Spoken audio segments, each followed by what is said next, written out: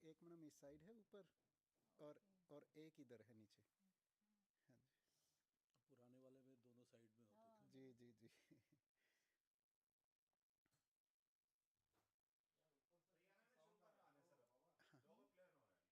ठीक। हाँ, ऊपर काम चल रहा है ना, कुछ ड्रिल मशीन चल रही है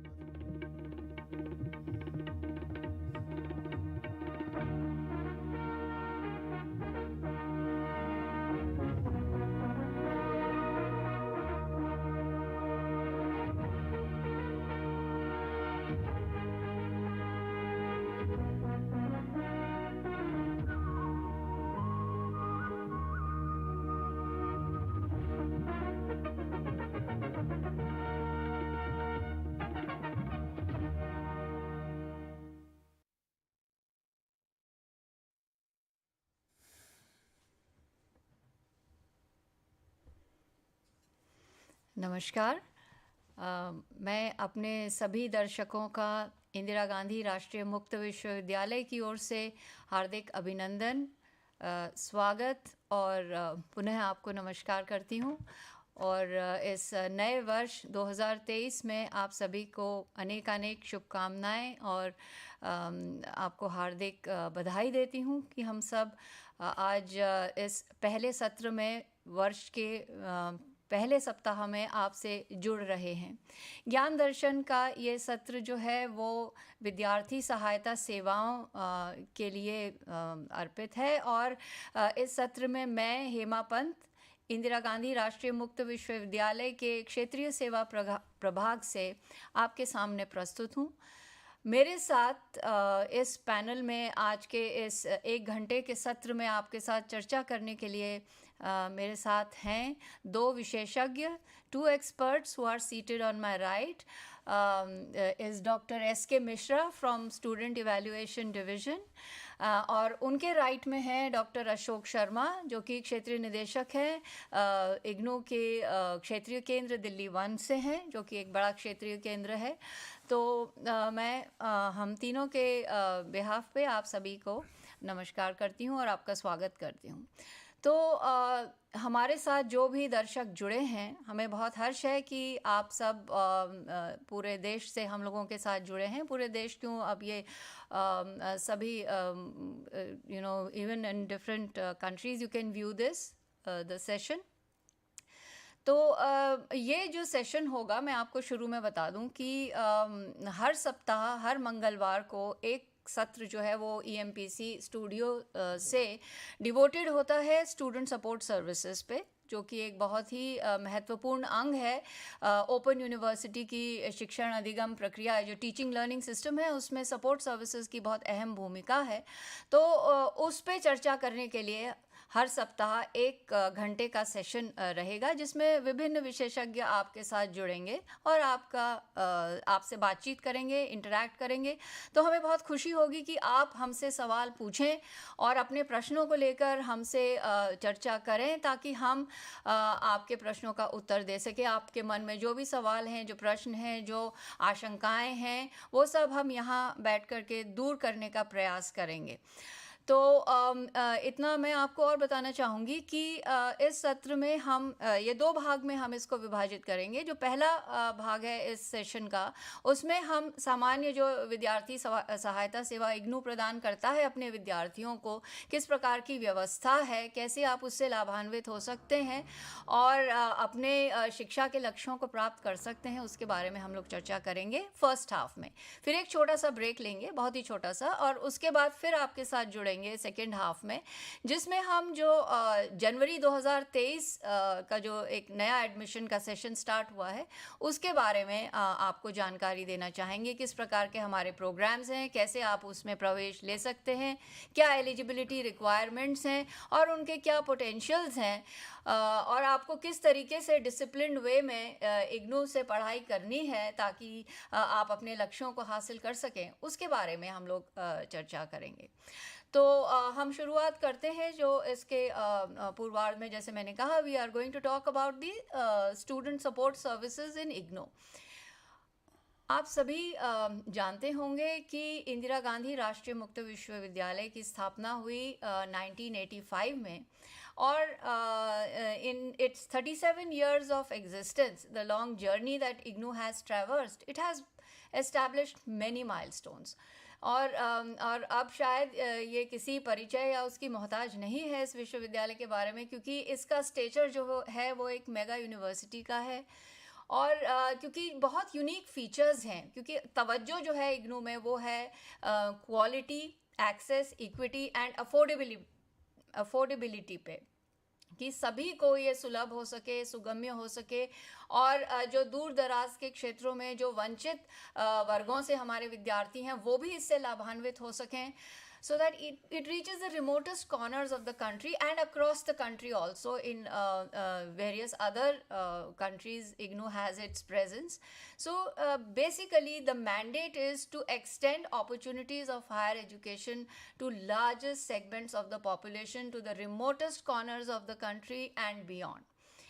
अब इसका जो यूनिक एस्पेक्ट है वो है इसकी स्टूडेंट सपोर्ट सर्विसेज. ये तो मैं आपको बताना चाहूँगी कि जो यहाँ के प्रोग्राम्स हैं, जो 21 स्कूल्स ऑफ स्टडी हैं इग्नू के, उनके द्वारा ये प्रोग्राम्स डिज़ाइन डेवलप किए जाते हैं, और इन प्रोग्राम्स की डिलीवरी जो डिफरेंट ऑपरेशनल डिविजन्स हैं यूनिवर्सिटी में, जैसे जो एक नोडल डिवीज़न है जो पूरे क्षेत्रीय केंद्रों और अध्ययन केंद्रों को संचालित करता है, वो है रीजनल सर्विसेज डिवीज़न, क्षेत्रीय सेवा प्रभाग. इसके अलावा मेजर ऑपरेशनल डिविजन्स हैं, जैसे स्टूडेंट इवैल्यूएशन डिवीज़न है, जिनके नुमाइंदे हमारे साथ बैठे हैं, जो कि यहाँ की परीक्षा और मूल्यांकन व्यवस्था को संचालित करते हैं पूरे देश में. और इसके साथ साथ material production and distribution division है, जो कि पूरी शिक्षण सामग्री का मुद्रण और उसका वितरण करता है. उसके साथ साथ हमारा स्टूडेंट रजिस्ट्रेशन डिवीज़न है, जो कि विद्यार्थी पंजीयन विभाग है, जो स्टूडेंट के रजिस्ट्रेशन, एडमिशन, उनके री रजिस्ट्रेशन, इन सब की व्यवस्था करता है. तो एक वृहद व्यवस्था है. It's a massive organization which is spread across the country, and the network of regional centers, that is around 57 regional centers we have in the country today as on date, in all parts of the country. In all states we have our presence. In some states there are more than one regional centers also. और इन regional centres के operational area में आते हैं study centres, या जिनको हम अध्ययन केंद्र कहते हैं. ये भी जो इनकी संख्या है वो लगभग 2000 से ऊपर है, अराउंड 2100 लर्नर सपोर्ट सेंटर्स इनको हम कहते हैं, जो कि एक फर्स्ट कॉन्टैक्ट पॉइंट है किसी भी लर्नर के लिए. जब वो प्रवेश लेता है इग्नू में, लेता है या लेती है, तो वो स्टूडेंट जो है वो अपने अध्ययन केंद्र से संपर्क में आता है. साथ ही साथ मैं ये भी कहना चाहूँगी कि ये तो है physical network of the university through which it operates. Since the last many years IGNOU's operations have become online. हम लोग ऑनलाइन माध्यम से अपने विद्यार्थियों तक पहुंच रहे हैं, right from the stage of admission. हमारी संपूर्ण एडमिशन प्रक्रिया जो है वो ऑनलाइन है. आप प्रवेश आपने इस यूनिवर्सिटी में किसी भी अपने प्रोग्राम के में जिसमें आपने प्रवेश लिया वो ऑनलाइन माध्यम से लिया. हमारा ऑनलाइन एडमिशन पोर्टल है. अगर आपने री रजिस्टर कराया है इस सत्र में, तो आपने वो भी ऑनलाइन माध्यम से कराया होगा. हमारी जो टीचिंग मटेरियल है वो सारा डिजिटाइज्ड है. वो आपको ई ज्ञान कोश पोर्टल पे जो एक डिजिटल रिपोजिटरी है उस पे मिल जाएगा. प्रिंटेड मटेरियल तो है ही. उसके साथ साथ आप ई ज्ञान कोश, हमारा एक ई ज्ञान कोश के साथ साथ हमारा मोबाइल ऐप भी है, ई कंटेंट ऐप है, उसके ज़रिए भी आपको स्टडी मटेरियल मिल जाएगा. तो जहाँ तक डिजिटाइज्ड और ऑनलाइन व्यवस्था है, तो हमारे सारे processes and procedures, then even examination form submission, exam form submission, payment of fees, everything is online. So we are available to you in the open and distance learning mode as well as in the online mode. So it's a huge system, a comprehensive network where we have registered every year we register 10 to 12 lakh students we have, and on the rolls, यानी कि जो हमारे already जो cumulative enrollment है, that is around 35 to 36 lakh students are there. So it's a huge family connected through a massive network, operational network, and for the delivery of its programs, so that आप अपने जो teaching learning है उससे आप सुचारू रूप से अपने प्रोग्राम में आगे बढ़ सकें। तो अब मैं अपने साथी जो कलीग्स मेरे साथ हैं, मैं डॉक्टर अशोक शर्मा से निवेदन करूंगी कि जैसा कि हमने बात की doctor Sharma, we have regional centres, we have 57 regional centres as on date, और उनमें से एक रीजनल सेंटर जो कि दिल्ली में अगर आप देखेंगे तो हमारे 4 रीजनल सेंटर्स हैं, and you are heading regional centre Delhi 1। Yes ma'am. So regional centre Delhi 1, अगर हम सिर्फ एक रीजनल सेंटर की बात करें तो हमारे जो भी हमसे जुड़े हैं इस वक्त वो जानना चाहेंगे कि किस प्रकार से हम लर्नर सपोर्ट सर्विसेज प्रोवाइड करते हैं अपने क्षेत्रीय केंद्र के माध्यम से, और किस तरीके से आप स्टूडेंट्स के साथ सपोर्ट सर्विसेज देने में आप किन किन प्रक्रियाओं का संचालन करते हैं, ये आप ज़रा प्रकाश डालें इस बात पे तो इट बी गुड। जी धन्यवाद मैडम। सभी दर्शकों को मेरा प्रणाम।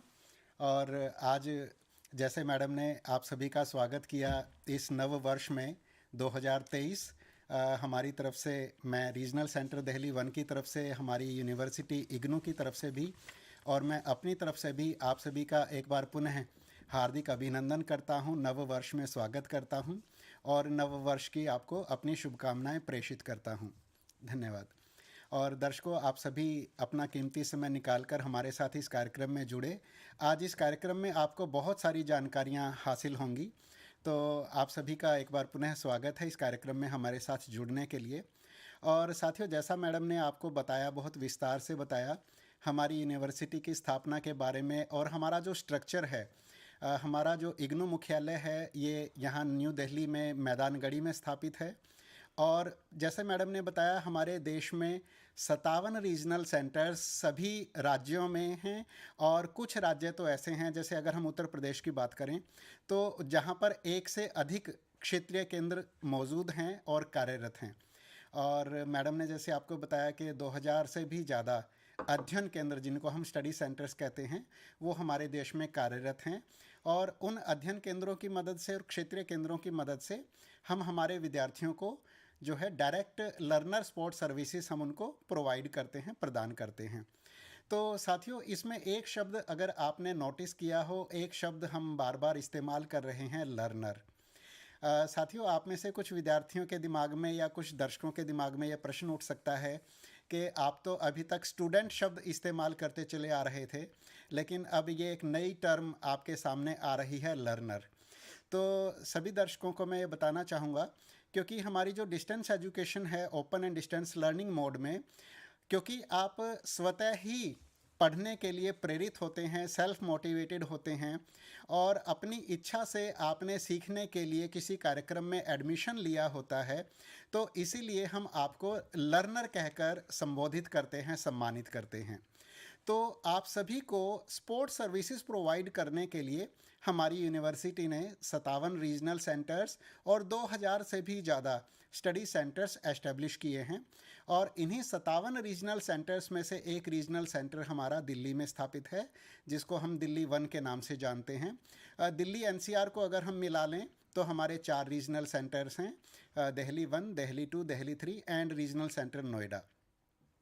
तो हम मुख्य तौर पर अगर हम क्षेत्रीय केंद्र पर और क्षेत्रीय केंद्र दिल्ली 1 पर अगर की जाने वाली गतिविधियों के बारे में अगर हम आपसे चर्चा करें, तो स्टूडेंट सपोर्ट सर्विसेज के बारे में हमारे जो रीजनल सेंटर्स हैं वो बहुत ही महत्वपूर्ण भूमिका निभाते हैं।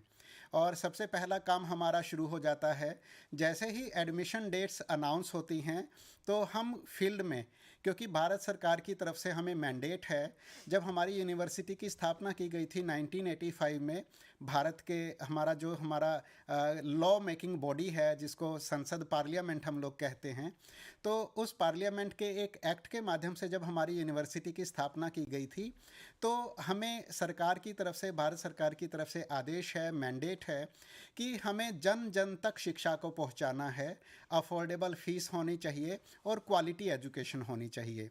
तो हमारे रीजनल सेंटर्स का सबसे पहला काम, एडमिशन डेट्स जैसे ही अनाउंस होती हैं, सबसे पहला काम हमारा वही हो जाता है कि हम लोग फील्ड में उतरते हैं और खुद जाकर, या आजकल जैसे सोशल मीडिया का बहुत प्रचलन है, फेसबुक हैं, व्हाट्सएप है, ट्विटर हैं, इंस्टाग्राम हैं, तो हम सभी लोगों को हमारी यूनिवर्सिटी की तरफ से जो कार्यक्रम आपके सामने उपलब्ध करवाए गए हैं, आपके जो ऑफ़र पर हैं, उन सारे के सारे प्रोग्राम्स की हम आपको सूचना देते हैं।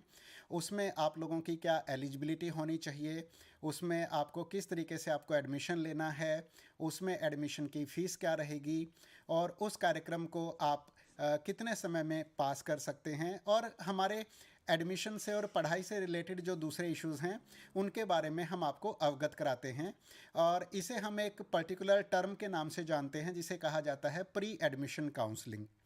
तो इस प्री एडमिशन काउंसलिंग में हम सभी लोगों को जन जन तक हम पहुंचने का प्रयास करते हैं और सभी लोगों को बताते हैं कि उनके लिए उनकी जो बैकग्राउंड है, उन्होंने अगर आर्ट्स से अगर उनका 10+2 किया हुआ है या ग्रेजुएशन किया हुआ है, तो आर्ट्स की डायरेक्शन में आगे उनके पास और कौन कौन से अवसर उपलब्ध हैं, वो और कौन कौन से कार्यक्रमों में एडमिशन ले सकते हैं और अपना कैरियर बना सकते हैं, या जो ऑलरेडी नौकरी में हैं, क्योंकि हमारे ज़्यादातर विद्यार्थी नौकरी में भी होते हैं और उनको प्रमोशन चाहिए होता है, तो उनकी बैकग्राउंड के आधार पर और उनसे बात करके और उनकी रुचियों का अध्ययन करके हम उनको एक रास्ता दिखाने का प्रयास करते हैं कि उनके लिए कौन से कार्यक्रम में दाखिला लेना ज़्यादा अच्छा रहेगा, कैरियर के पॉइंट ऑफ व्यू से भी और उनके भविष्य के पॉइंट ऑफ व्यू से भी।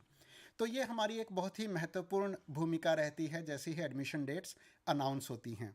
और उसके बाद हमारा कार्य शुरू हो जाता है जब लोग हमारे कार्यक्रम, जो हमारा जो डिफरेंट प्रोग्राम्स हैं जिनको हम कार्यक्रम बोलते हैं, आप इनको सब्जेक्ट्स भी बोल सकते हैं अपनी पुरानी टर्मिनोलॉजी में, कन्वेंशनल लैंग्वेज में जिसको सब्जेक्ट बोला जाता था, तो हम उनको प्रोग्राम्स बोलते हैं इग्नू में।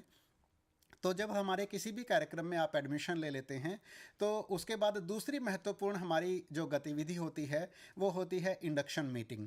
हम हमारे विद्यार्थियों के लिए इंडक्शन मीटिंग्स का आयोजन करते हैं। और हालांकि क्योंकि आपने हमारी यूनिवर्सिटी में दाखिला लिया है, इग्नू में दाखिला लिया है, तो इग्नू के बारे में आपने पहले से ही काफ़ी जानकारी जुटा रखी होती है कि हमारी यूनिवर्सिटी कब स्थापित हुई। ये एक पब्लिक यूनिवर्सिटी है, गवर्नमेंट ऑफ इंडिया के अंडर है, मिनिस्ट्री ऑफ एजुकेशन के तहत हम लोग काम करते हैं। और भारत सरकार के जो दिशा निर्देश होते हैं, जो स्कीम्स होती हैं, जैसे स्कॉलरशिप की स्कीम वगैरह है, जो भी भारत सरकार के जो भी डायरेक्शंस होते हैं उनका पालन करते हुए हम फील्ड में कार्य करते हैं। तो हालांकि आपके पास कुछ जानकारी पहले से उपलब्ध रहती है जो कि आपने हमारी या तो वेबसाइट से ली हुई होती है या एडमिशन के टाइम पे जब आपने हमारा कॉमन प्रोस्पेक्टस पढ़ा हुआ होता है वहाँ से आपको जानकारियाँ मिलती हैं। लेकिन इसके बावजूद जब आप एडमिशन लेते हैं तो सबसे पहला कांटेक्ट हम लोग आपके साथ करते हैं इंडक्शन मीटिंग के माध्यम से। और उस इंडक्शन मीटिंग में हम आपको हमारी यूनिवर्सिटी के सिस्टम के बारे में और ज़्यादा गहराई से बताते हैं और आपको क्षेत्रीय केंद्र की भूमिका। देयर इज अ कॉल, एक कॉल ले लेते हैं। हेलो जी मैम। हेलो, नमस्कार। हाँ नमस्कार।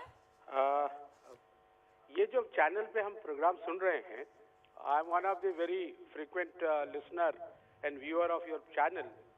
ये सिर्फ आप हिंदी में बोल रहे हैं, हमें अंग्रेजी कैसे समझ में आएगी? हमें हिंदी समझ में नहीं आती, हमें अंग्रेजी में भी अगर इस कार्यक्रम को आप करें तो अच्छा लगेगा। आप कहाँ से बोल रहे हैं? हाँ yes. चलिए ठीक है। उनकी दरकार है कि मिक्स्ड ये रहे। जी। हमारा जो संभाषण है वो Yes, मिक्स ma'am. लैंग्वेज यानी हिंदी इंग्लिश दोनों में जी। रहे। धन्यवाद आपके फीडबैक के लिए। We will conduct it. we are thankful for your feedback and for contacting us. और एक बात मैडम मुझे बहुत अच्छी लगी कि उन्होंने अपना जो इंटेंशन शो किया है, उन्होंने अपनी जो रुचि जाहिर की है वो उन्होंने खुद एक बहुत अच्छी हिंदी बोलते हुए इस्तेमाल की है। वो खुद भी बहुत अच्छी हिंदी में बोल रहे थे।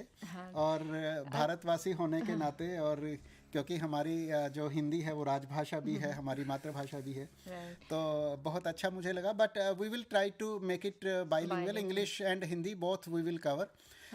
So, ma'am, I was saying that the second important activity which we do at our regional centers is regarding induction meetings. Right. And by induction, we mean that we want our learners to be introduced to our new system. because earlier they were belonging to conventional system, traditional system. इसमें doctor Sharma मैं कहना चाहूंगी, इसको अगर हिंदी में हम रूपांतरित करें तो इसको प्रेरण सत्र भी कहा जाता है हमारे हिंदी भाषी लिसनर्स के लिए। Yes ma'am. जिसमें कि क्योंकि ज़्यादातर जो विद्यार्थी हैं वो एक कन्वेंशनल मोड से आते हैं, जो परंपरागत शिक्षण व्यवस्था है जहाँ क्लासरूम होता है, टीचर होता है और आपके सवालों का तुरंत जवाब मिल जाता है। वो एक व्यवस्था हमारे दिमाग में होती है क्योंकि हम सब उससे गुजरे हैं, and we all have come from conventional backgrounds, and of course now with advancement of technology the wall is very fine between conventional and yes madam ODL, but nevertheless आप बिल्कुल सही कह रहे हैं कि उनको प्रेरित किया जाता है, they are introduced to this new system, this new pedagogy, as it were this new mode of program delivery, for which we organize an induction meeting at the regional centers. yes madam। अब इनके modes क्या क्या रहते हैं, क्या विद्यार्थी को वहाँ आना जरूरी है स्टडी सेंटर पे, या क्या हम इसको दूसरे माध्यमों से भी करवाते हैं? इसके बारे में थोड़ी जानकारी। Sure madam, sure. Yes madam. Madam, as you have rightly stated that in these types of induction meetings we try to motivate our learners and we tell them that now how they will be proceeding to learn. अभी तक उनका जो traditional conventional mode में जो रहता था कि उनको डेली मंडे टू फ्राइडे या फिर मंडे टू सैटरडे जो भी उनके कॉलेज के डेज़ होते थे या यूनिवर्सिटी के डेज़ होते थे, तो उनको जाना पड़ता था वहाँ पर। एंड इसको हम एक तरीके से जैसे 4 वॉल्स क्लासरूम जैसे हम इसको बोलते हैं, ट्रेडिशनल जो था 4 दीवारों के बीच में उनकी क्लास लगती थी। तो इंडक्शन मीटिंग में हम उनको हमारे सिस्टम से अवगत कराते हैं that now they are not supposed to visit the study centre on daily basis, and their counseling sessions will be conducted at their respective study centers either only on Saturdays and Sundays or on national holidays, on which all of them are free. Right. Because most of our learners are employed somewhere, so we cannot conduct their counseling sessions on weekdays. Right. So that is why we prefer conducting their counseling sessions on holidays, Saturdays and Sundays. Right. और दूसरा madam हम उनको ये चीज़ और भी जानकारी देते हैं साथ में कि हालांकि अटेंडेंस जो है वो थ्योरी सेशंस में कंपलसरी नहीं होती है, but it is in their own learning benefits that they should visit their study centre on every Saturday Sunday whenever the classes are there counselling sessions are being organised, they should visit their study centre. Study centre जाने का सबसे बड़ा benefit उनको ये रहता है कि वो अपने एकेडमिक काउंसलर के कांटेक्ट में आते हैं और उनका जो दूसरा पीयर ग्रुप होता है वो उनके कांटेक्ट में आते हैं। लेकिन उन्हें जानकारी ये भी जानना चाहेंगे कि जैसे इंडक्शन की जानकारी है, शेड्यूल की जानकारी है, ये सब उन्हें कहाँ से जानकारी हासिल होगी, इसके बारे में थोड़ा सा प्रकाश डालें। Yes ma'am, yes ma'am. तो डियर व्यूअर्स, जैसे ही कोई भी स्टूडेंट हमारी यूनिवर्सिटी में एडमिशन लेते हैं तो हमारी तरफ से उनके पास सबसे पहले एक कंफर्मेशन का ईमेल जाता है और उस कंफर्मेशन के ईमेल में उनको उनके रीजनल सेंटर और स्टडी सेंटर की डिटेल्स होती हैं।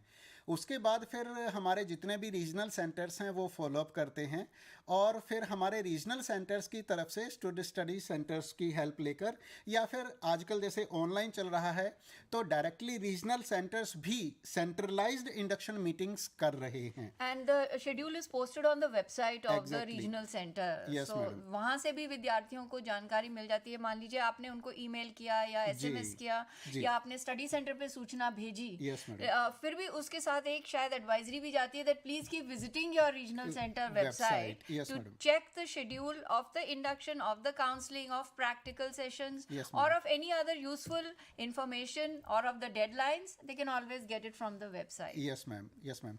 तो प्रिय दर्शकों, इसमें हमारा जो है दोनों तरफ से हमारा मोड रहता है उनको कांटेक्ट करने का। हम ईमेल के माध्यम से भी दर्शकों को मैं जानकारी देना चाहूँगा कि हमारे जो भी स्टूडेंट्स हैं उनको हम ईमेल के माध्यम से भी कांटेक्ट करते हैं और दूसरा हमारी यूनिवर्सिटी की वेबसाइट के माध्यम से भी, और तीसरा भी साथ में रहता है हमारे ज़्यादातर रीजनल सेंटर्स एसएमएस सुविधा का भी लाभ उठाते हैं और एसएमएस भेजकर भी विद्यार्थियों को इंडक्शन मीटिंग आदि की सूचना दी जाती तो है। इस बात पर डॉक्टर शर्मा मैं एक चीज़ और यहाँ पे जोड़ना चाहूँगी कि विद्यार्थी जो भी हमारे साथ अब जुड़ गए हैं जिन्होंने एडमिशन ले लिया है, जी उनसे ये निवेदन है कि वो एक बार इस चीज़ को निश्चित कर लें, they should make it sure that they are using only that email ID and that Yes. Mobile number which Yes. they have used for admission purposes. Exactly. Or and if they want to change, there is a mechanism in which they can bring the change in their records by Yes, writing madam. to the respective office of Yes, the ma'am. university, Yes, ma'am. so that all the communication which the university intends to send to its learners, it goes at the right email ID and at the right mobile number. Yes, ma'am. जैसा अभी आपने बताया doctor Sharma, हम लोग SMS का RCs बहुत frequently regional centers use करते हैं, तो Yes, ma'am. अगर वो गलत मोबाइल नंबर पर या गलत ईमेल आईडी पे चला जाए तो विद्यार्थी को लगता है कि वो सूचना से वंचित रह गया। Yes, ma'am. तो उसी के हित में है, it is in the interest of the students that they should be very sure of the fact that the email and mobile which they have provided at the time of admission will be the one which they will be using throughout their educational journey in IGNOU. Yes, ma'am. That's my Yes, ma'am. Ma'am, you have raised a very crucial point here. And dear viewers, हमारे सभी विद्यार्थियों से हमारी request है, as madam has just explained it in details, कि admission के time पर आप जो अपना ईमेल एड्रेस दे रहे हैं, मोबाइल नंबर दे रहे हैं, वो सही होना चाहिए और नंबर 2 वो आपका अपना ही होना चाहिए। इवन अगर आप साइबर कैफ़े पर जाकर साइबर कैफ़े की Yes. हेल्प से भी अगर अपना एडमिशन फॉर्म भर रहे हैं, देखने में आया है कि हमारे कुछ विद्यार्थी इस तरीके की गलती कर बैठते हैं और एडमिशन के टाइम पर जब वो साइबर कैफ़े की हेल्प के लिए जाते हैं कि चलो साइबर कैफ़े में जो बैठते हैं उनकी हेल्प लेकर वो अपना एडमिशन फॉर्म भर देंगे, तो वहाँ पर कई बार क्या होता है कि साइबर कैफ़े वाले जो लोग होते हैं वो अपना ईमेल एड्रेस दे देते हैं और अपना मोबाइल नंबर दे देते हैं। और इसके कारण क्या होता है, उसके कारण जो हमारे जो जेन्युइन विद्यार्थी होते हैं, हमारे जो असली विद्यार्थी होते हैं, उनके साथ हमारा कॉन्टैक्ट पॉइंट जो है वो कट हो जाता है, क्योंकि हम जो भी ईमेल भेजेंगे वो साइबर कैफ़े पर जाएगी और साइबर कैफ़े वाला आपको शायद ही कभी इन्फॉर्म करे। अगर हमारा एसएमएस भी जाएगा तो फिर वो साइबर कैफ़े वाले के मोबाइल नंबर पर जाएगा और वो आपको कभी भी इस तरीके की सूचनाएं नहीं देगा। तो आप सभी से हम्बल रिक्वेस्ट है कि जब भी आप एडमिशन फॉर्म भर रहे हैं हमारा ऑनलाइन हमारी वेबसाइट पर जाकर, और अगर आप साइबर कैफ़े की हेल्प से अगर अपना एडमिशन फॉर्म भर रहे हैं तो भी प्लीज़ आप इस चीज़ को ध्यान रखिए, आपको साइबर कैफ़े वाले को बोलना है कि वो उसमें अपनी डिटेल्स ना देकर वो आपका हुआ जो आपका अपना जो पर्सनल ईमेल एड्रेस और मोबाइल नंबर है वो आपके दिए हुए डिटेल्स को ही फिलअप करे। Thanks, ma'am. Thanks for sharing this very important point at this. Yeah, and I think apart from this, Dr. Sharma, like you were mentioning about the induction and counseling schedules, Yes, what are the other support mechanisms? Because learner support, as we are saying, is a very crucial dimension of the open distance learning or of Yes, the ma'am. distance learning, I would say, whether online or open learning. Yes, ma'am. So I think the other aspects which are very important, counseling में क्या होता है उसके बारे में हम जानकारी देंगे। जी। Then there are other support mechanisms we have, like the self learning material we Yes, have, ma'am. whether digital or in the print form. Those are very unique and features Yes, which ma'am. enable the distance learner, Yes, because we are talking about self learning, we are talking about self directed learning, self motivated learning. तो इन सब चीज़ों के बारे में हम आपको जानकारी अभी देंगे, जिससे आपके जानकारी ये बढ़े कि किस तरीके से आपको इस विश्वविद्यालय में अपनी पढ़ाई जारी रखनी है। तो हम लोग डॉक्टर शर्मा, अगर with in 2 minutes if you could tell them about what is this self learning material that we are Yes, talking about, yes, then we will be rushing into a short break, but Yes, before that, yeah. Yes ma'am, सभी विद्यार्थियों को जानकर बहुत खुशी होगी कि जिस self learning material की हम बात कर रहे हैं ये वर्ल्ड का the best quality study material होता है। और कॉमनवेल्थ ऑफ लर्निंग आप सभी ने सुन रखा होगा, आप सभी जानते होंगे। कॉमनवेल्थ ऑफ लर्निंग ने इग्नू को, हमारी यूनिवर्सिटी को, हमारे स्टडी मटेरियल के लिए अवार्ड ऑफ एक्सीलेंस से भी नवाजा हुआ है। ये हम सभी के लिए बहुत गर्व की, बहुत गौरव की बात है। और साथियों, जैसा कि आप इसके नाम से ही समझ सकते हैं, सेल्फ लर्निंग मटेरियल, अर्थात आप इसको पढ़कर खुद भी बहुत सारी चीज़ों को सीखते हैं। और एक चीज़ हम बहुत गर्व के साथ कहते हैं कि हमारा जो स्टडी मटेरियल होता है, टीचर इसके अंदर ही इनबिल्ट होता है। जब हमारे स्टडी मटेरियल को आप पढ़ेंगे तो आपको ऐसा नहीं लगेगा कि आप कोई किताब पढ़ रहे हैं, बल्कि आपको पढ़ते वक्त ऐसी ही फीलिंग्स आएंगी, ऐसी भावना आपको आएगी, आपको ऐसा महसूस होगा कि आप एक अध्यापक से ही बात कर रहे हैं। और हमारे स्टडी मटेरियल को इस तरीके से तैयार किया जाता है कि उसमें आपको खुद ऐसा आभास होगा कि कोई टीचर हैं और वो आपको कोई टॉपिक समझा रहे हैं। तो इस विधा के कारण, इस तरीके से एक्सपर्ट्स के द्वारा ये हमारा स्टडी मटेरियल तैयार किया जाता है, ओपन एंड डिस्टेंस लर्निंग के हमारे जो लर्नर्स हैं उनको ध्यान में रखते हुए कि उनको पढ़कर खुद सीखने में किसी भी प्रकार की कोई कठिनाई ना आए। तो इसे हम सेल्फ लर्निंग मटेरियल कहते हैं। और जैसे ही आप एडमिशन ले लेते हैं, हमारी यूनिवर्सिटी आपको आपके घर के पते पर स्टडी मटेरियल खुद डिलीवर करती है। और जैसे मैडम ने भी आपको बताया कि स्टडी मटेरियल हमारा दोनों तरीके से उपलब्ध है। ऑफलाइन मतलब हार्ड कॉपी स्टडी मटेरियल जो हमारी यूनिवर्सिटी आपको भेजती है, लेकिन अगर आपने एडमिशन के समय पर अगर सॉफ्ट कॉपी अगर आपने चूज़ किया था, तो हमारी यूनिवर्सिटी आपको 2 तरीक़ों से soft copy study material download करने का मौका देती है। एक तो हमारी वेबसाइट है ई ज्ञान कोश, और दूसरा हमारा एक मोबाइल एप्लीकेशन भी है, वहाँ से भी हमारे विद्यार्थी स्टडी मटेरियल को डाउनलोड कर सकते जो हैं। गूगल प्ले स्टोर पर उपलब्ध है, जी। और इग्नू ई कंटेंट के नाम से वो ऐप है, उसको आप अपने मोबाइल, आजकल मोबाइल सभी के पास होता है, स्मार्टफोन्स होते हैं, you can even use that mobile based study material which is in the digitised form. जी। तो अब हम इस वक्त छोटा सा एक ब्रेक लेंगे आपसे, और फिर पुनः इसके अगले सत्र में आपसे जुड़ेंगे, जिसमें हम फ्रेश एडमिशन्स और हमारी जो इवैल्यूएशन सिस्टम है उसके बारे में आपसे चर्चा करेंगे। धन्यवाद, पुनः मिलते हैं अभी।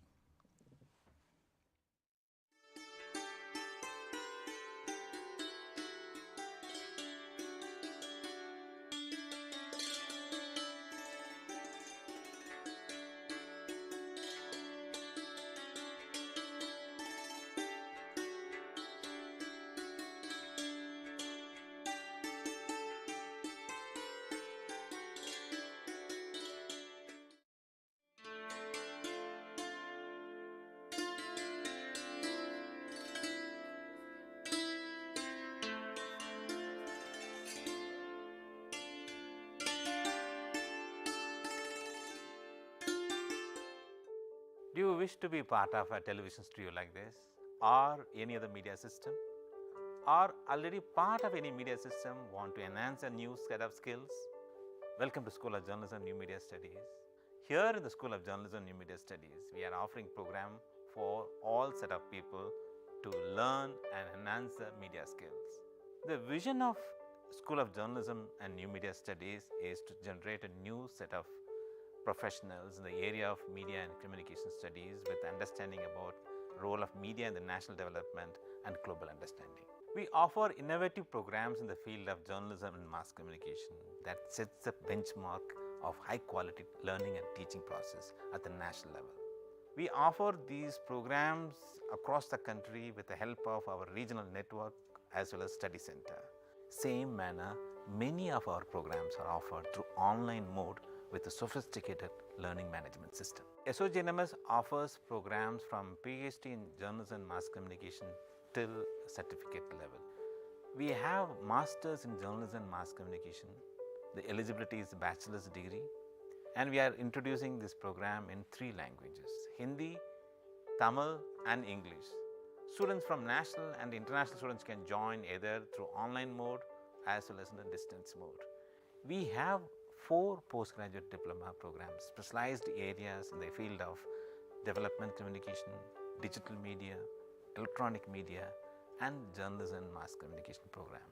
And all these 4 programs are available in distance mode. 2 programs are available in online mode, development communication and digital media. And we have specialized certificate program in community radio. IGNOU employs various media and communication tools for better teaching and learning process. School of Journalism and New Media Studies utilizes this media system for delivering all our programs. Come and join with us for exploring a new career and enhance your media skills.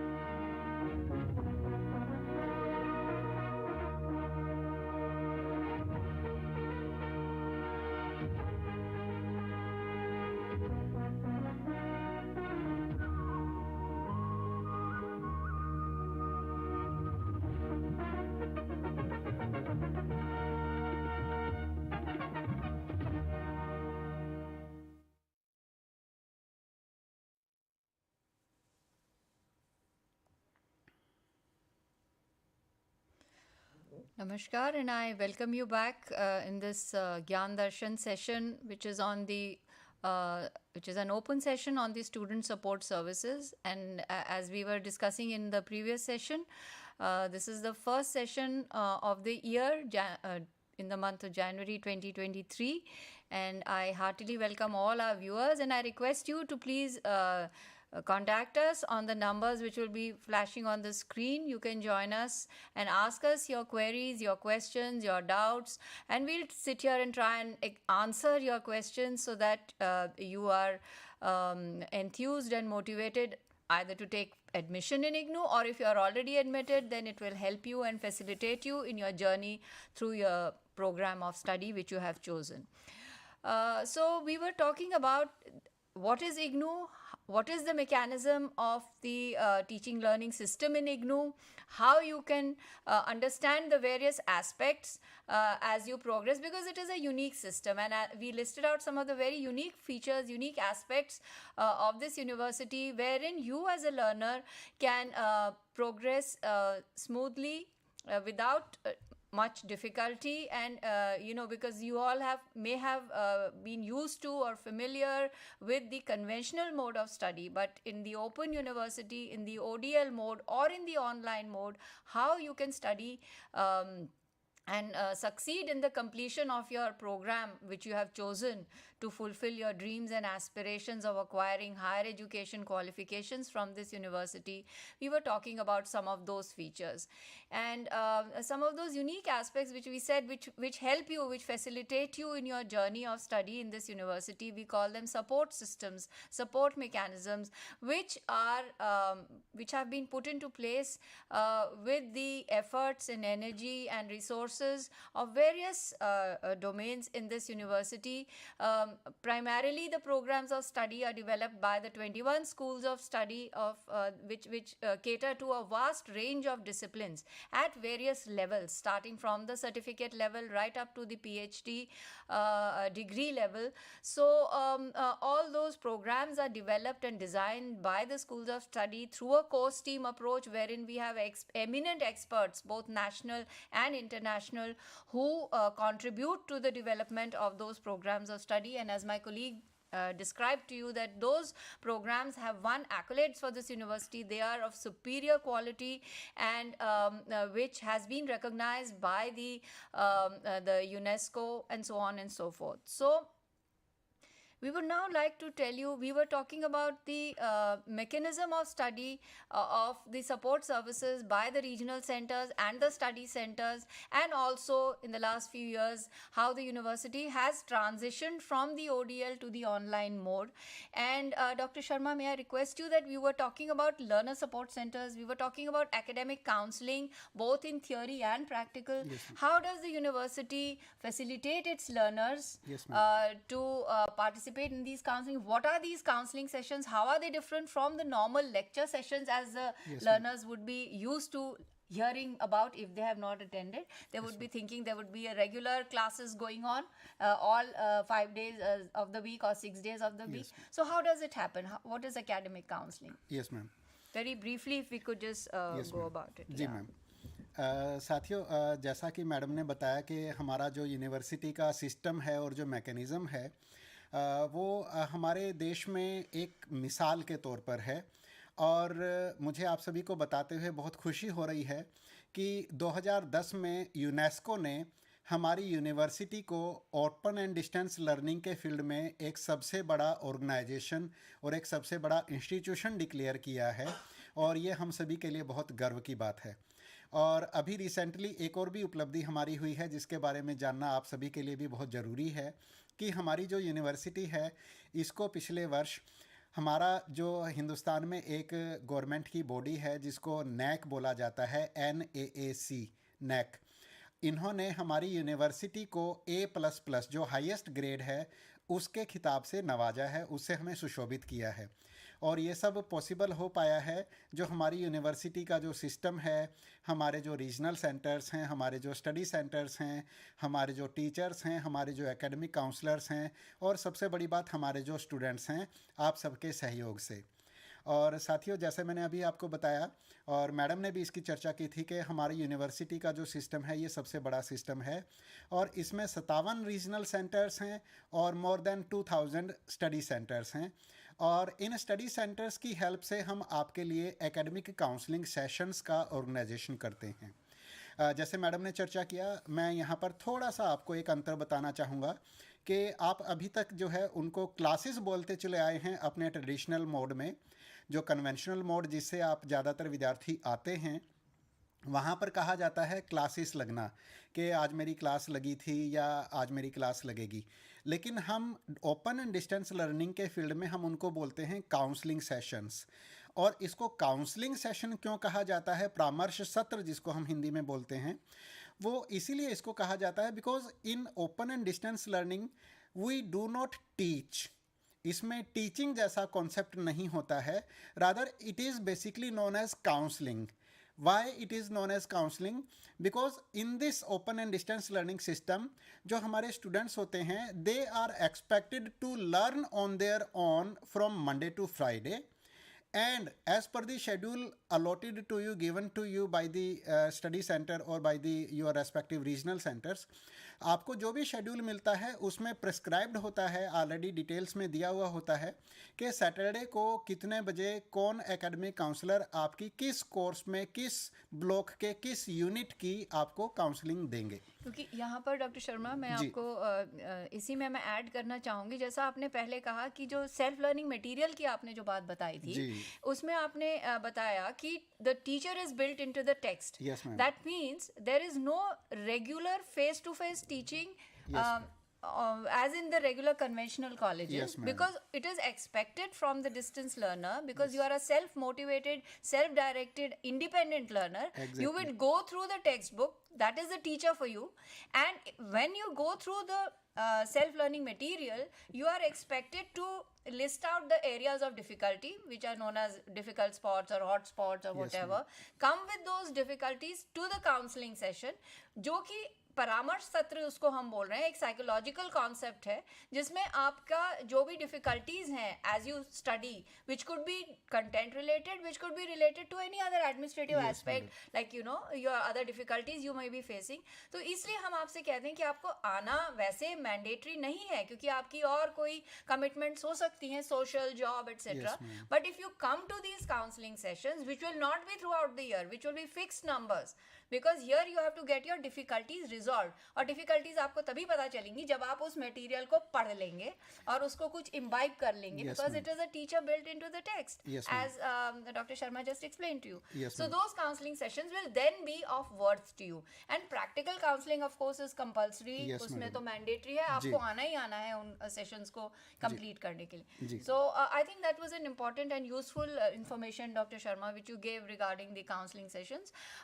इसके साथ साथ एक बहुत महत्वपूर्ण पक्ष है जो हमारे स्टूडेंट सपोर्ट का है, और वो है assignments, right? And in IGNOU assignments are a compulsory component. इसके बिना आपका जो डिग्री है या जो कोर्स है वो कंप्लीट नहीं माना जाएगा जब तक आप हर कोर्स में एक असाइनमेंट पूरा नहीं कर लेते।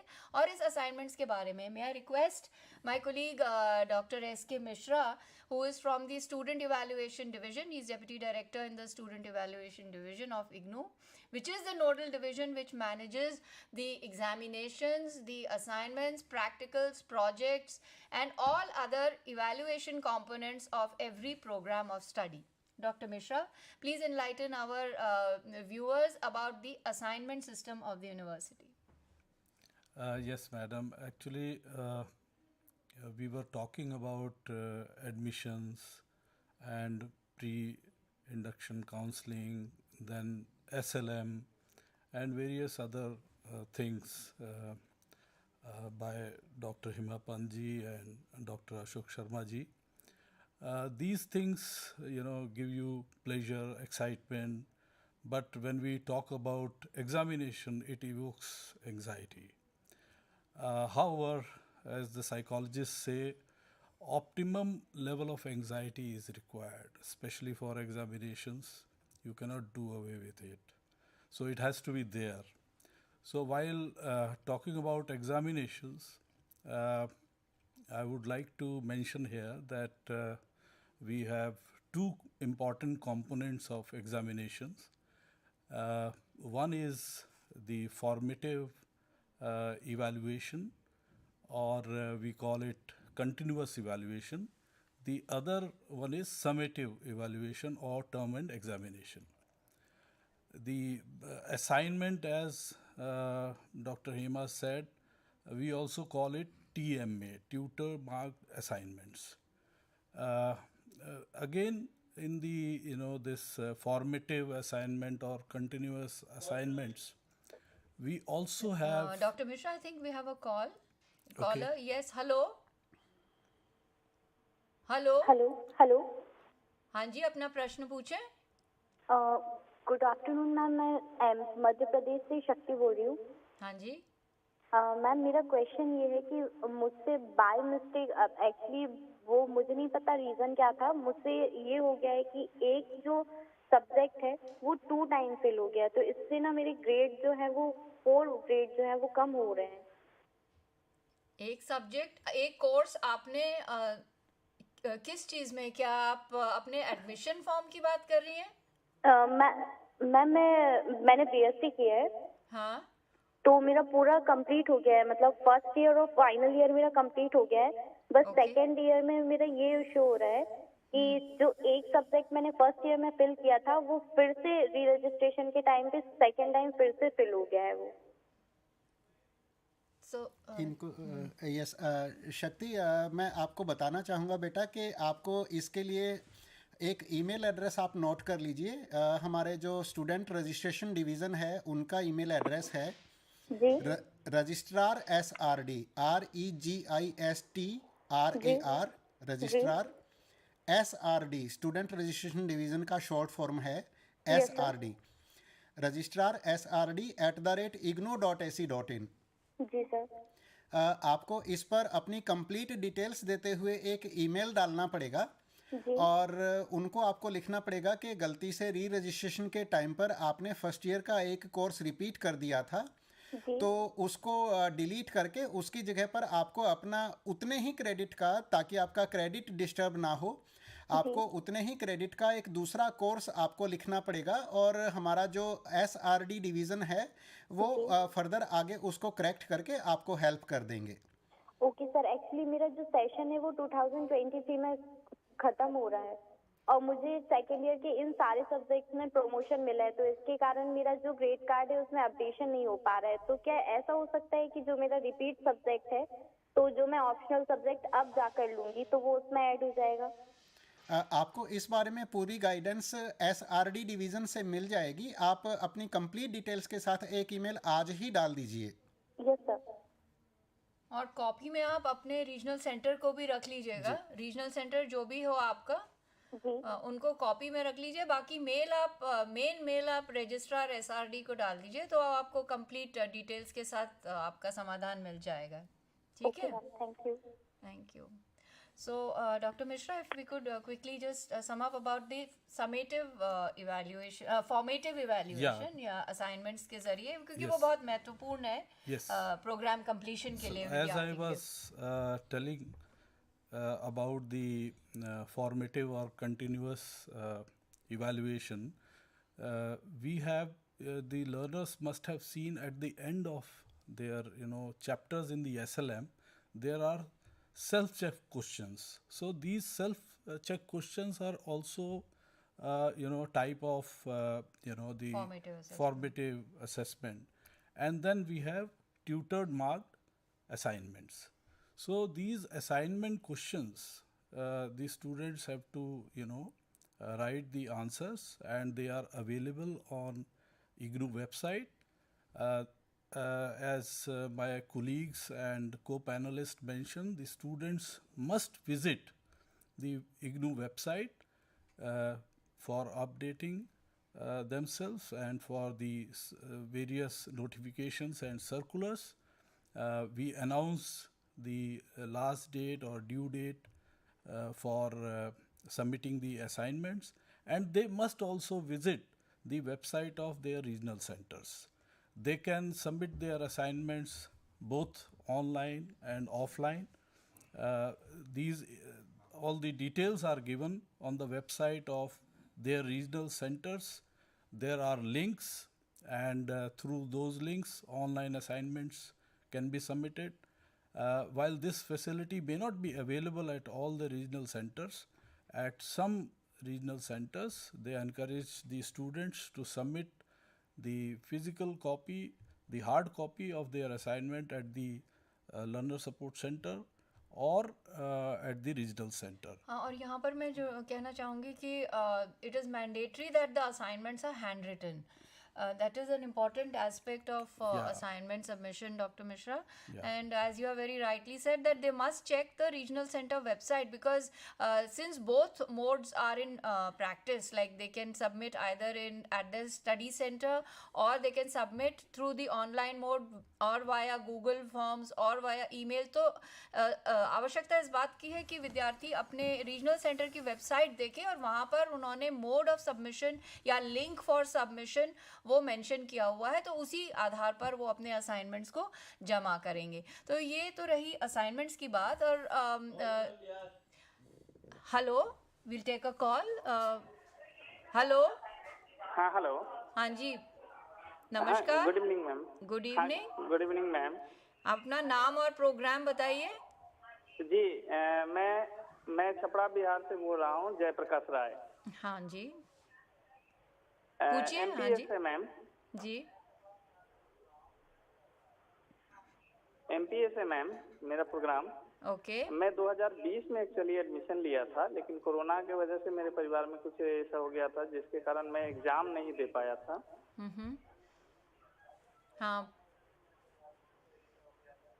तो आपने 2020 में एमपीएस में एडमिशन लिया था, तो अभी आपके पास मैक्सिमम पीरियड है to complete your programme of study. आपने सेकेंड ईयर में प्रवेश ले लिया है, री रजिस्टर करा लिया है? नहीं, री रजिस्टर नहीं करा पाया है मैम. तो आप करा सकते हैं री रजिस्ट्रेशन अपना सेकेंड ईयर में. और आप जिस भी कोर्स में आपका अभी रह रहा है, तो आप अब जून सत्र के लिए जून 2023 के लिए आप अपना एग्ज़ाम फॉर्म भर देंगे, तो आपका एग्ज़ाम हो जाएगा उन कोर्सेज में. जी मैम. ठीक है, ओके. आप जो बात कर रहे थे अभी कि अपनी हैंडराइटिंग में ही उनको लर्नर्स को अपना असाइनमेंट सबमिट करना है, यहाँ मैं ये कहना चाहूँगा कि एक एक्सेप्शन इसमें है. जो पर्सन्स विद डिसेबिलिटीज़ हैं, जिनके साथ लिखने में समस्या है, उनको विश्वविद्यालय ने ये विशेष छूट दी है कि वो कंप्यूटर से टाइप करके भी अपना असाइनमेंट सबमिट कर सकते हैं. Okay.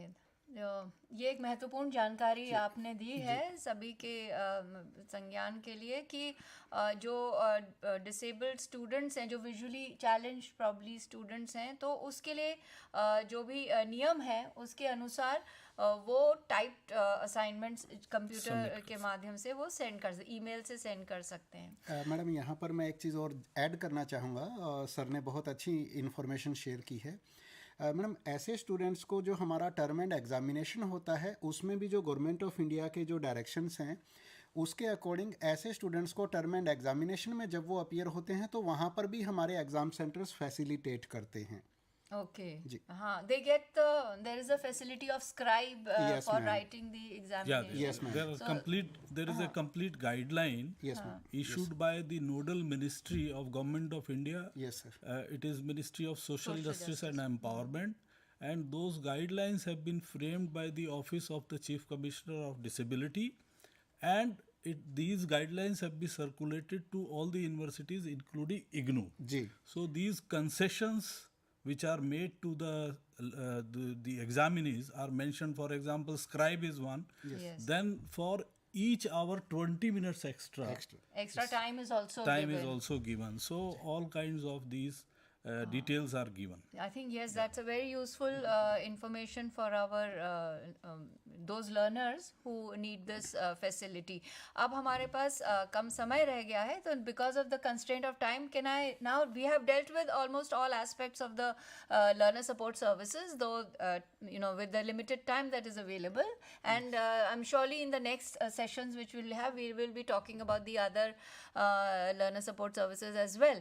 But since our fresh admission session has been announced, Dr. Sharma, and the re-registration for January 2023 is in progress. So I would request you to quickly inform our viewers about the January 2023 sessions, especially the fresh admission session. Where is the portal on the website? Where is the link? If you could quickly demonstrate with the computer in front of you, it would be a very enlightening one. Yeah. Yes, ma'am. Studio से request है कि please computer की screen को display कर दें. Yes, dear learners, dear students, आप देख रहे हैं अपनी स्क्रीन पर मैंने सिंपल गूगल का जो सर्च बार, जो सर्च पेज होता है, उसको मैंने ओपन किया है.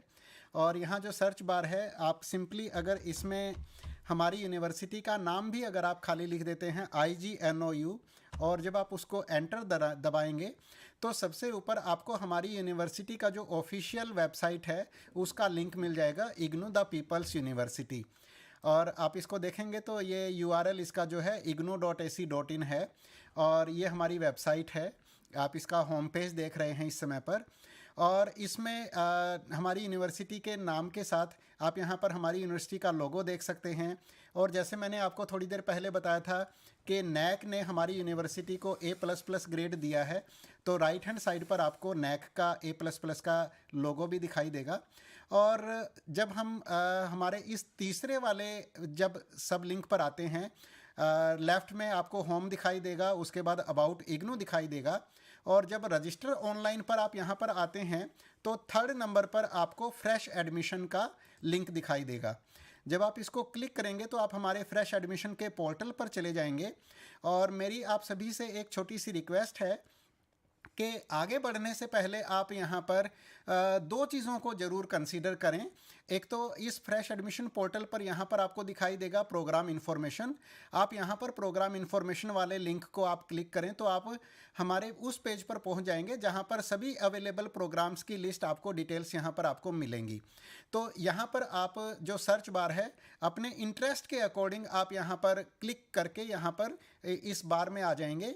और यहाँ पर आप कोई भी चीज़, अगर आप जैसे फॉर एग्ज़ाम्पल अगर मैं बात करूँ से फॉर एग्ज़ाम्पल एजुकेशन से रिलेटेड अगर आप प्रोग्राम्स देखना चाहते हैं कि हमारी यूनिवर्सिटी में एजुकेशन से रिलेटेड कौन कौन से प्रोग्राम्स हैं, तो आप यहाँ पर राइट हैंड साइड पर जो ये सर्च बार है इसमें एजुकेशन टाइप कर देंगे तो एजुकेशन से रिलेटेड सभी प्रोग्राम्स आपको यहाँ पर दिखाई दे जाएंगे. आप इसमें मेरी स्क्रीन पर एजुकेशन से रिलेटेड प्रोग्राम्स देख रहे हैं. इनमें से आप अपनी पसंद का जो भी आपका फील्ड है, जो भी आपका बैकग्राउंड है, अपने इंटरेस्ट के अकॉर्डिंग आप सर्च कर सकते हैं. इसी टाइप से फॉर एग्जांपल जैसे साइकोलॉजी हमारे बहुत पॉपुलर प्रोग्राम हैं, तो अगर मैं यहाँ पर साइकोलॉजी डाल देता हूँ तो आप साइकोलॉजी से रिलेटेड हमारे पास यहाँ पर जो प्रोग्राम्स हैं उनकी लिस्ट आपको मिल जाएगी. तो यहाँ पर आप जो भी हमारी यूनिवर्सिटी के मोर देन 200 प्रोग्राम्स की आपको यहाँ पर डिटेल्स मिल जाएंगी जो इस समय पर जनवरी 2023 सत्र में अवेलेबल हैं. और ये ODL मोड के हैं. जी मैडम, जी. तो ये ODL मोड में ये प्रोग्राम आपको सब अवेलेबल होंगे. तो यहाँ से आप अपने प्रोग्राम की जो है डिटेल्स, कंप्लीट डिटेल्स आप देख सकते हैं.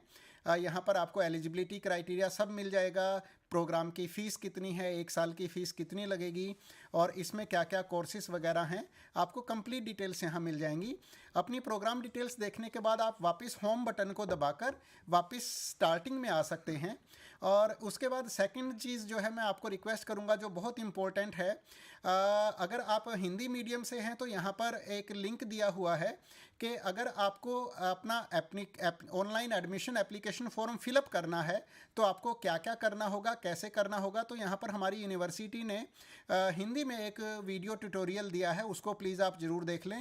And if you are from English background then you should click this watch video English. It is here in English medium, how to fill up your online application admission form. And there is a separate link for the online, because the university is also offering around 43 or 44 online programs. Yes, ma'am. So if you can quickly just tell them about the online program also, which Yes, is... madam. Yes, madam, sure. We just have about half a minute left, so Okay, we'll just quickly okay. show you the... There is Yes. a link for online programs as well. Yes madam अभी अभी जैसे हमारे students को अभी admission के लिए आना है, तो हमारे जो विद्यार्थी हैं, जब आप यहाँ पर गूगल में आप जाएंगे तो ऑनलाइन प्रोग्राम्स के लिए आप IGNOU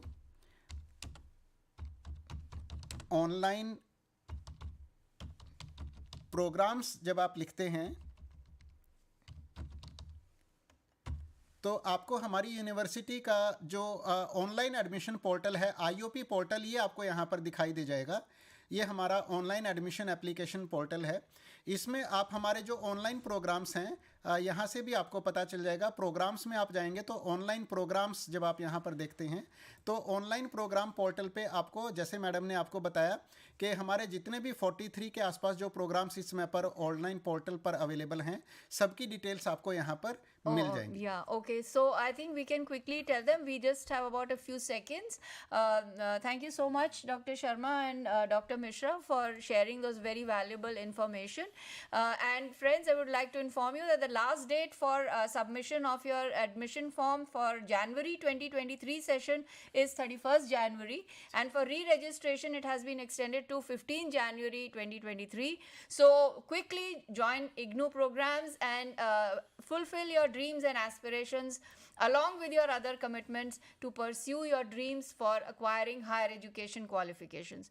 Thank you everyone. Thank you our viewers. Please join us next Tuesday for another session on student support services. Namaskar. नमस्कार।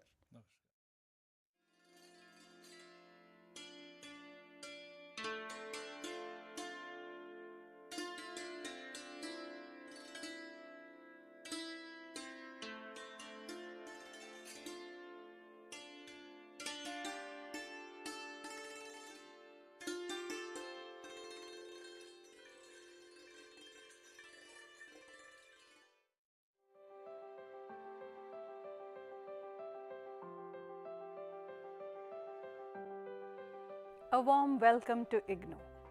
If you are creative, if you can write well, and if you can visualize, mass communication is the correct career option for you.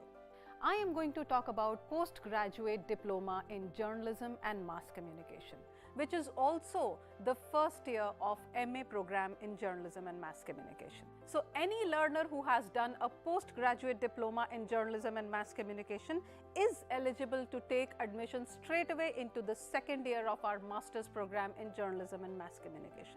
Duration to complete this program is minimum 1 year, and because we have this inherent flexibility in distance education system, you can take up to 3 years to complete this program. The minimum eligibility criteria for taking admission in this program is bachelor's in any discipline. To give you a glimpse of what are the various components of this program, we begin with telling you what mass communication is, what are the various areas, various branches of mass communication. Then we go on to tell you about the various reporting techniques and beats of reporting, followed by media ethics, the principles, the codes of conduct that you must follow, and we also focus on the writing skills and editing skills for print media. Now this program comprises of 8 courses of 4 credits each. 25% of the entire program is practical based. So we have 6 theory courses and 2 practical courses. This program is so designed so that it will be able to make you more employable in the market. So it helps you build a career in print media, in radio, television, new media, as well as the allied subjects of mass communication, which could be media marketing, advertising, public relations and corporate communications, event management. This can also help you become an entrepreneur in areas like photography or having your own production house and so on. So I hope that you will be excited to join this program, and we will be waiting to welcome you here in IGNOU.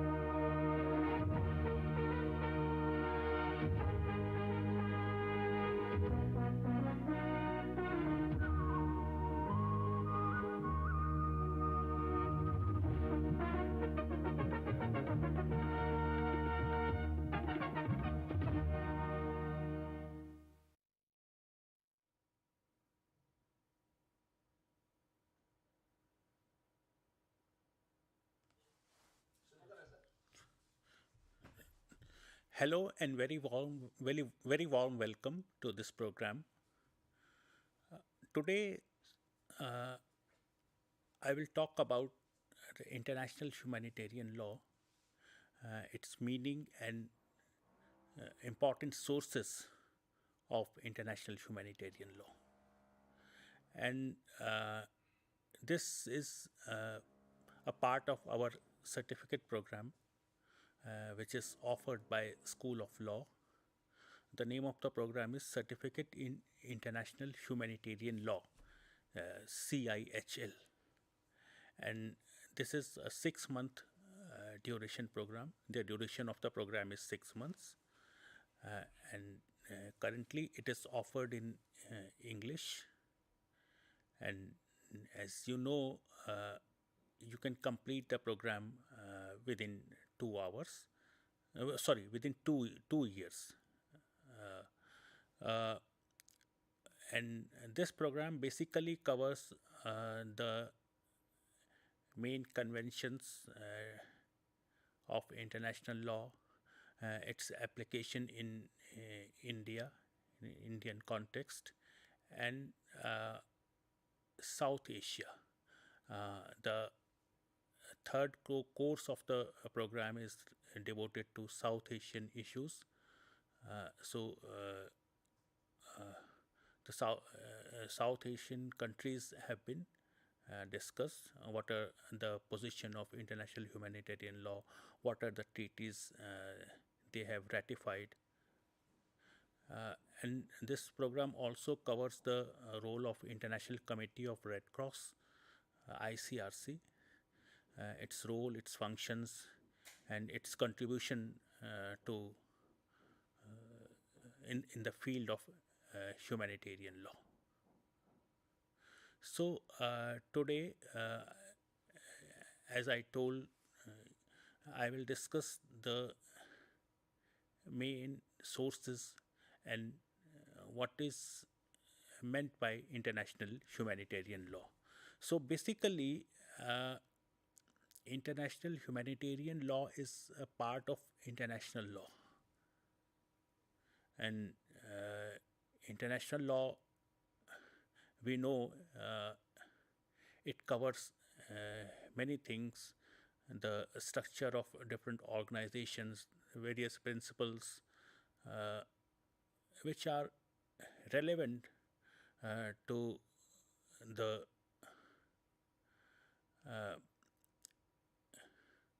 relationship of nations, mutual relationship, mutual agreements, mutual understanding between the nations. So, international humanitarian law is a part of international law, and it mainly consists of various treaties and customs, as we will discuss today. So first, if we talk about the definition, the working definition of international humanitarian law, as you can see on the slide,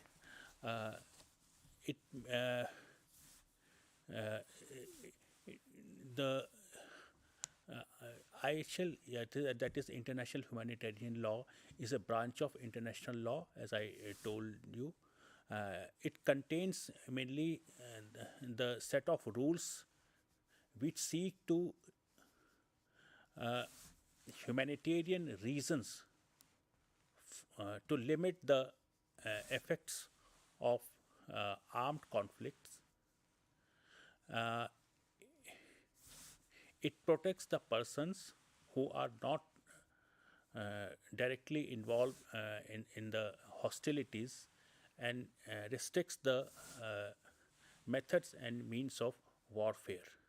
So, if we analyze the definition, there are 2 or 3 points which we should take into consideration while understanding international humanitarian law.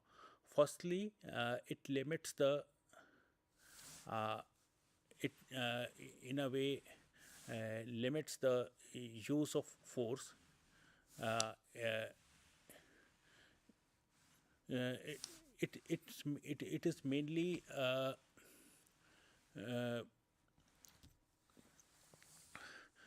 limits the use of force and the use of and the hostilities which the parties uh,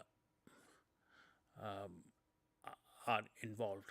So basically, it uh, deals with the uh, protection of people who are involved in the war and protection of the people who are not directly uh, involved in the armed conflict, and the people who are involved in the armed conflict, certain protections are given to those people also.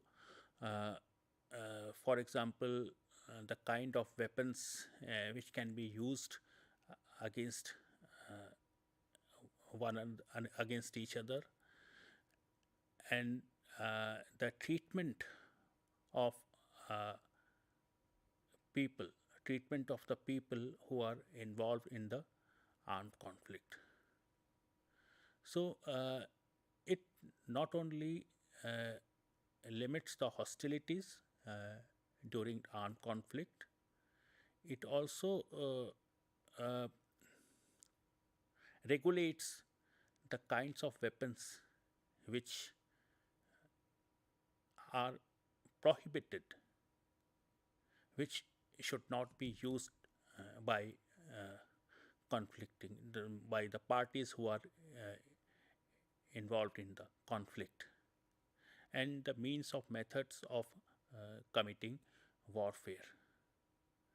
Uh, Ideally, as United Nations has envisaged in 1945, and Article 3 of the United Nations Charter says that the states shall settle their disputes by peaceful means. And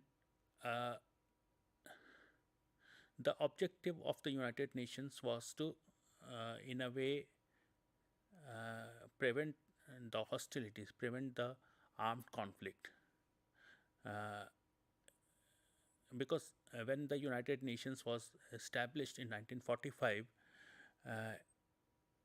it was established after the Second World War, and in the Second World War,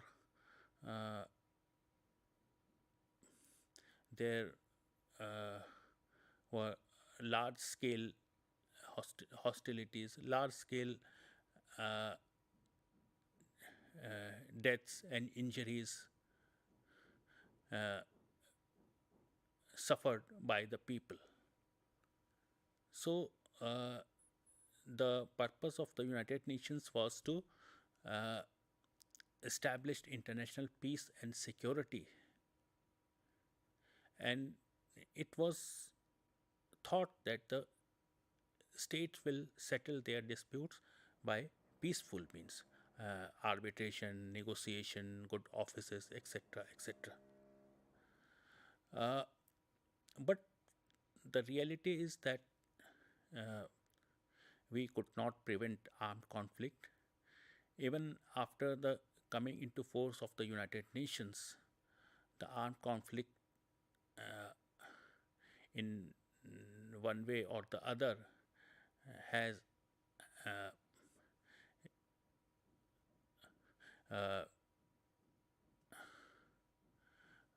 been taking place, and it has, and the humanity has suffered due to this.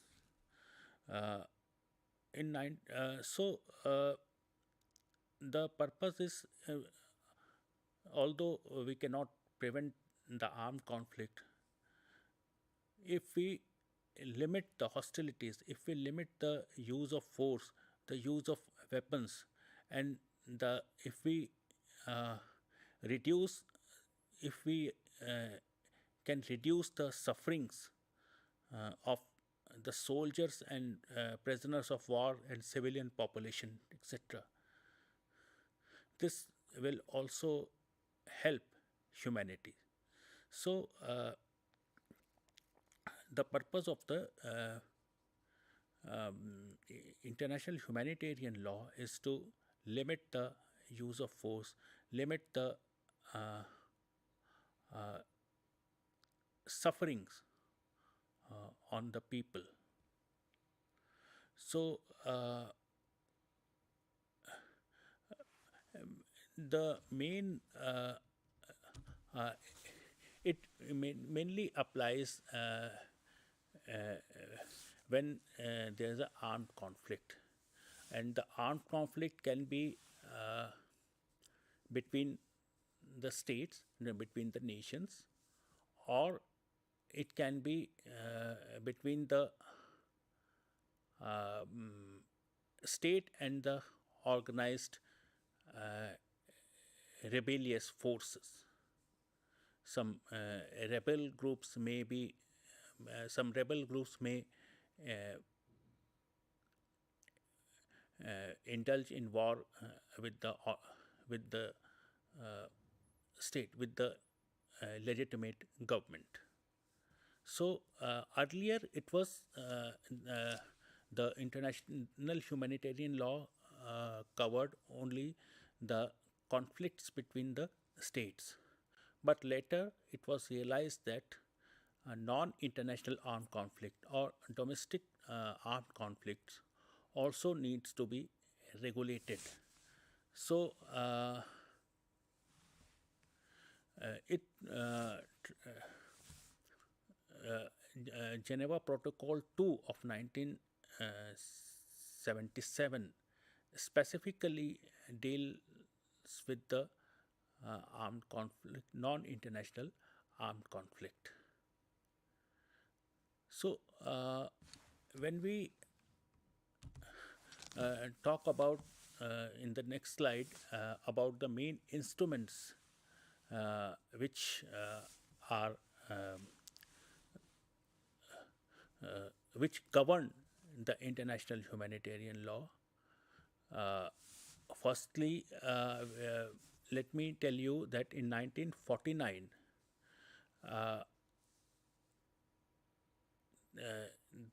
the four Geneva Conventions were adopted, and these Geneva Conventions are, you can say, a very a significant milestone in the history of international humanitarian law. And these conventions try to regulate the use of force and the use of weapons to the civilians and the people who are involved in the armed conflict. Earlier, there was a Hague system, and there has been a number of conventions. Many of the important development which took place in the Hague system was in 1899 and 1907. And thereafter also various conventions and treaties came into existence. But the most important treaties in the field of international humanitarian law are the 1949 treaties. So,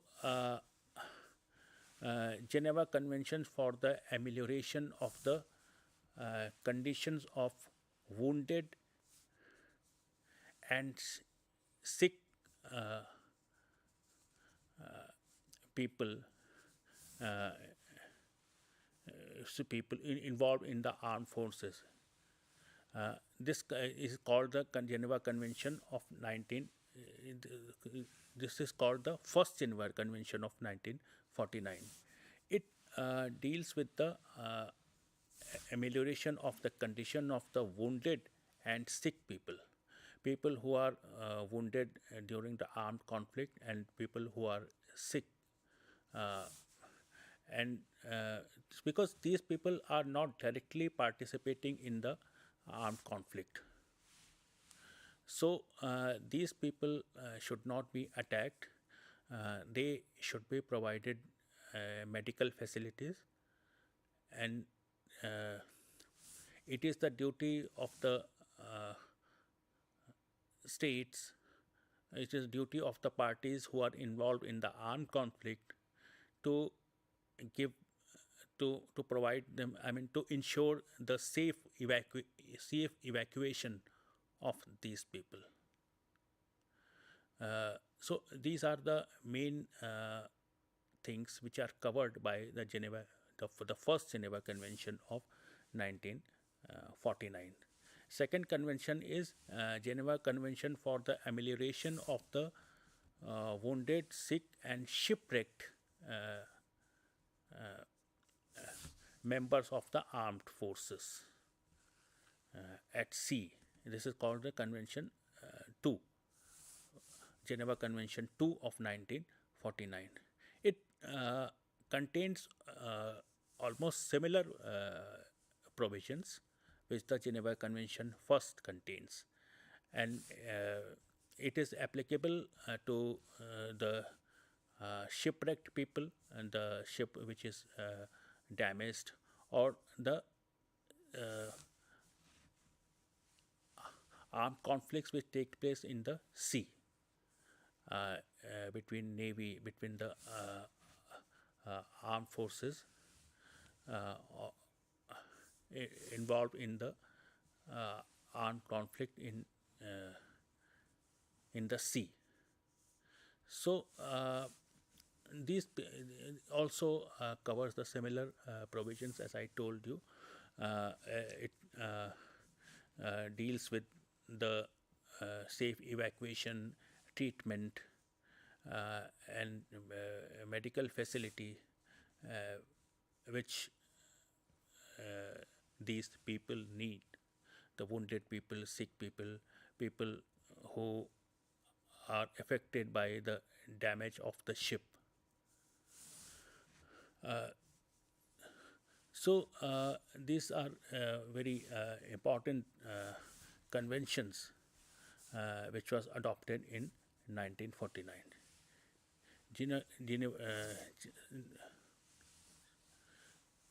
So in the another convention which is a very important convention you can see here now is the convention relative to the treatment of prisoners of war. This is called Convention 3, the third Geneva Convention, and it is related to the prisoner of war, people who are made captive, who are arrested by the warring parties. So these people should be treated humanly. They should not be subjected to any kind of abuse or any kind of maltreatment. They are obliged only to tell their name, their batch, etc. No secret information should be revealed from them. These people should not be used as forced laborer without their consent, without their wish. So these prisoners of war, the conditions in the prison should be humane conditions, and when the armed conflict ends, there should be an effort to release them as soon as possible.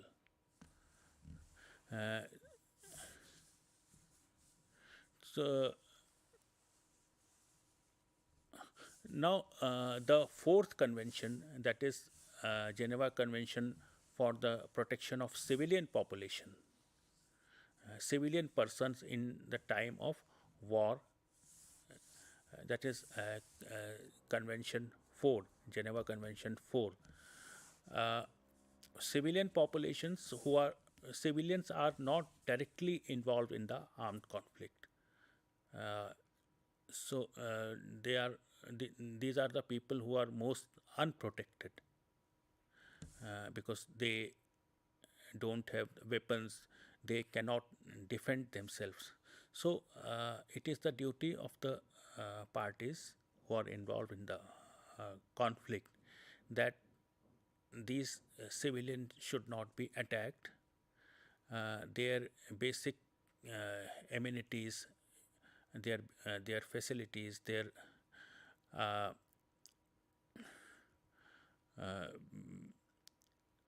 means of livelihood should not be subjected to attack. The educational institutions, hospitals, cultural places should not be attacked. And when these people are in the territory, I mean, when the other party has occupied the territory, then also the customs and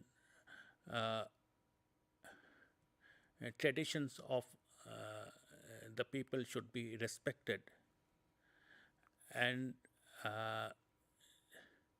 they should be provided basic facility. They should be provided all the support, all the facilities which the civilians are entitled to. So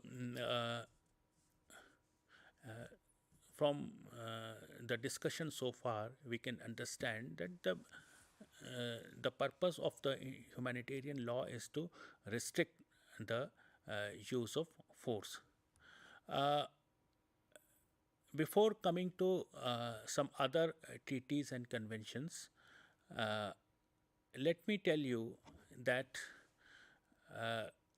customs are also the important source of humanitarian law, because when the new things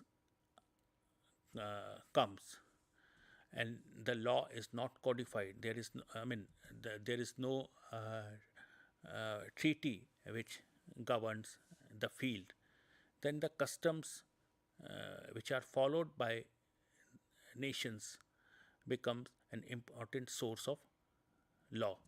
And the same is the case with international humanitarian law. And there are number of issues which are covered by international customs. So now we can see some more treaties, conventions. You can from use of the protection for and the prohibition of use of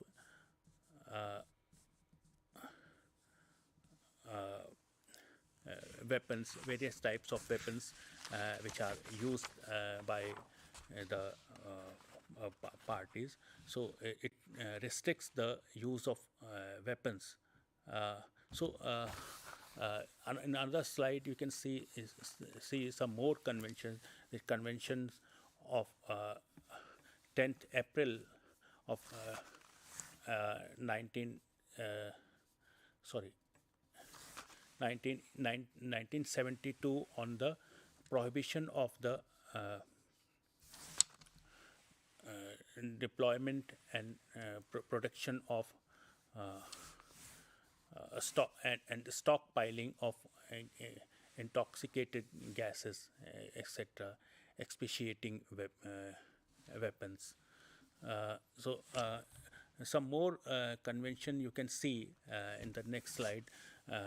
The most important among them is the Convention of 10th October 1980, and this convention is related to the prohibition and restriction and on the use of certain conventional weapons which may be deemed to be excessively injurious or So these are some of the conventions which you can see in the slide. So, so uh, these we can see that these conventions mainly covers the use of various kinds of weapons. These conventions try to limit the use of various kinds of weapons, various kinds of gases, harmful gases, which the uh, parties use to uh, win the war. So, with this, we come to the end of our today's presentation. Thank you very much.